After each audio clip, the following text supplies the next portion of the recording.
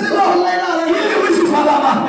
Kanisa la Bwana, wazee, akina mama, vijana, ondoa mizigo ili neema ya Bwana iingie kwa jina la Yesu.